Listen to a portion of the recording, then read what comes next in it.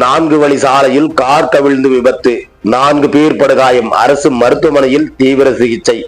திருப்பூர் மாவட்டம் தாராபுரம் அருகே உள்ள குப்பண்ணன் கோவில் 4 வழி சாலையில் பழனியில் இருந்து குன்னூர் நோக்கி சென்று கொண்டிருந்த சொகுசு கார் சாலையின் தடுப்பு கம்பிகளை உடைத்துக் கொண்டு கவிழ்ந்து விபத்துக்குள்ளானது. இதில் பயணித்த 4 பேர் படுகாயமடைந்தனர். இன்று அதிகாலையில் ஊட்டி குன்னூரில் இருந்து ஒரே குடும்பத்தை சேர்ந்த 4 பேர் பழனிக்கு வந்து பழனி முருகனை தரிசனம் செய்துவிட்டு மீண்டும் குன்னூருக்கு சென்று கொண்டிருந்தனர். அப்போது 4 வழி சாலை வழியாக குப்பனங்கோவில் என்ற இடத்தில் கார் சென்று கொண்டிருந்தது.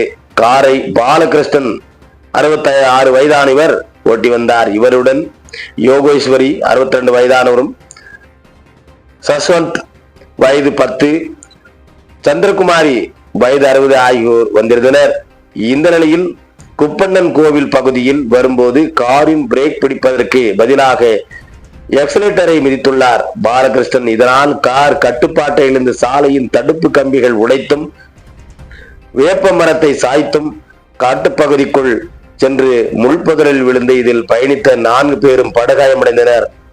விபத்தை நேரில் பார்த்த அக்கம் பக்கத்தினர் இவர்களை மீட்டெடுத்த ஆம்புலன்ஸ் மூலம் இவர்களுக்கு 4 பேரும் தாராபுரம் அரசு மருத்துவமனைக்கு அழைத்து வரப்பட்டு அங்கு முதலுதவி சிகிச்சை அளிக்கப்பட்டது.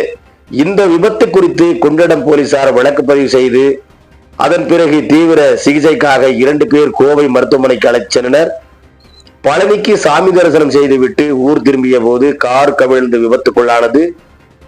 அந்த பகுதியில்